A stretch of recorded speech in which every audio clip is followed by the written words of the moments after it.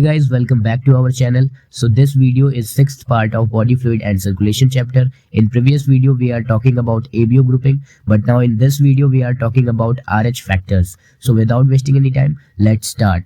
Pulling up black windows once you go down. You must be crazy if you think that I'ma slow down. Don't wanna hear it talking shit, fuck the drama. Keep it coming, I'ma send you to your mama.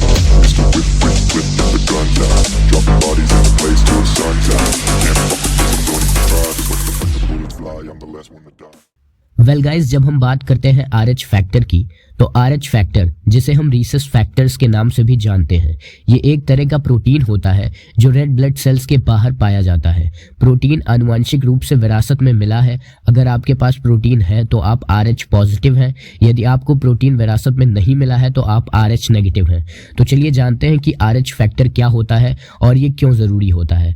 RH factor एक protein है जो red blood cells की सतह पर मौजूद होता है।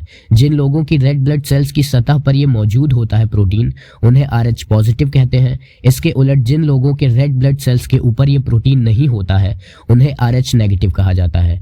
Health experts की माने तो लगभग 80 से 85% महिलाएं RH पॉजिटिव होती हैं। हालांकि RH नेगेटिव ब्लड ग्रुप होना कोई बीमारी नहीं है और ये आमतौर पर आपके स्वास्थ्य को प्रभावित नहीं करता है, लेकिन यह गर्भावस्था को प्रभावित कर सकता है। यदि आप RH नेगेटिव है और आपका शिशु RH पॉजिटिव है तो आपकी गर्भावस्था को विशेष देखभाल की आवश्यकता है। इसे RH असंगति कहते हैं। एक बच्चा माता पिता से RH फैक्टर विरासत में प्राप्त करता है। ब्लड डोनेशन और ट्रांसफ्यूजन के लिए RH फैक्टर महत्वपूर्ण है। RH पॉजिटिव फैक्टर वाला व्यक्ति एंटी RH एंटीबॉडी नहीं बनाएगा। RH नेगेटिव फैक्टर वाले लोग एंटीबॉडी का प्रोडक्शन करेंगे। इसीलिए RH पॉजिटिव वाला व्यक्ति RH पॉजिटिव और RH नेगेटिव ट्रांसफ्यूजन कर सकता है।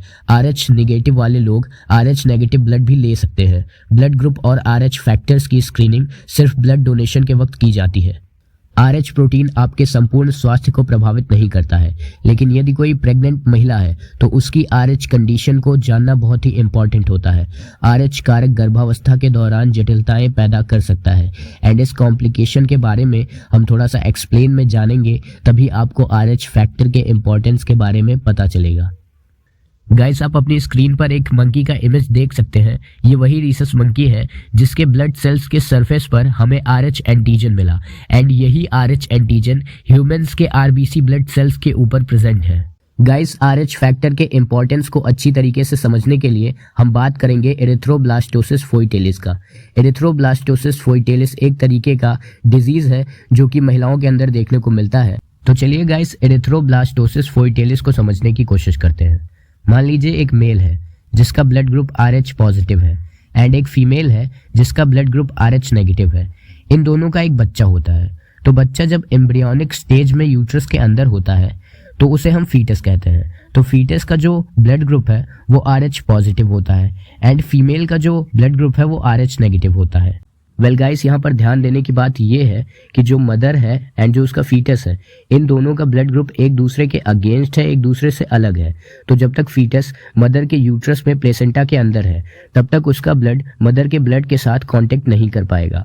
लेकिन जब बच्चे की डिलीवरी होगी तो प्लेसेंटा ब्रेक होगा। बच्चे की नॉर्मल डिलीवरी हो गई, लेकिन प्लेसेंटा टूटने के दौरान डिलीवरी के वक्त फीटस का ब्लड RH पॉजिटिव मदर के ब्लड RH नेगेटिव से ट्रांसफ्यूज हुआ और मदर की बॉडी में बनने लगे एंटी RH एंटीबॉडी। तो ये एंटी RH एंटीबॉडी क्या है? ये एंटी RH एंटीबॉडी जो RH पॉजिटिव ब्लड सेल्स होते हैं उनको डिस्ट्रॉय करने का काम करती है। एंड ये anti RH antibody mother body के अंदर बनी कैसे? तो जब डिलीवरी हुई थी उस वक्त जो फीटस था उसका ब्लड मदर के ब्लड के साथ ट्रांसफ्यूज हुआ था। तो मदर बॉडी के अंदर RH पॉजिटिव एंटीजन चले गए थे एंड डिलीवरी के बाद 72 आवर्स के अंदर जो मदर बॉडी का इम्यून सिस्टम होता है वो RH पॉजिटिव एंटीजन्स को आइडेंटिफाई कर लेता है एंड वो एंटीजन मदर बॉडी का ना होने के कारण मदर बॉडी का immune system RH positive antigen के अगेंस्ट एंटीबॉडी बनाना स्टार्ट कर देता है, जिसे हम एंटी RH एंटीबॉडी कहते हैं।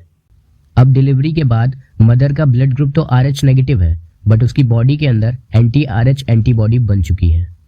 तो ओवरऑल कहने का मतलब ये है कि जो फादर का ब्लड ग्रुप था वो RH पॉजिटिव था एंड जो मदर का ब्लड ग्रुप था वो RH नेगेटिव था।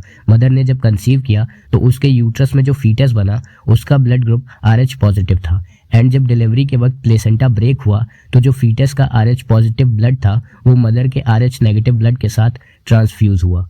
अब गाइस ब्लड ट्रांसफ्यूजन के बाद बेबी की डिलीवरी अच्छी तरीके से हो गई एंड ये जो फर्स्ट चाइल्ड था ये पूरी तरीके से स्वस्थ था। बट प्रॉब्लम कहाँ आएगी? प्रॉब्लम आएगी सेकेंड प्रेगनेंसी के दौरान, बिकॉज फर्स्ट डिलीवरी के होने के 72 आवर्स के अंदर मदर बॉडी का जो इम्यून सिस्टम है वो RH पॉजिटिव एंटीजन के अगेंस्ट एंटी RH एंटीबॉडी बना चुका होगा। अब उसी फीमेल की जब सेकेंड प्रेगनेंसी होगी तो उसके बॉडी की कंडीशन कुछ इस तरीके से होगी कि उसका ब्लड ग्रुप तो RH नेगेटिव होगा, लेकिन उसके ब्लड के अंदर जो एंटीबॉडी होगा वो एंटी RH एंटीबॉडी होगा। एंड इस एंटी RH एंटीबॉडी के अंदर very small antibody IgG present होंगे। एंड ये वेरी स्मॉल एंटीबॉडी क्या करेंगे? ये प्लेसेंटा को क्रॉस करके फीटस के ब्लड सेल्स तक पहुंच जाएंगे। एंड यहाँ पे क्या होगा? यहाँ पे antibody IgG and RH positive antigens का इंटरेक्शन होगा जिसे एग्लूटिनेशन कहते हैं।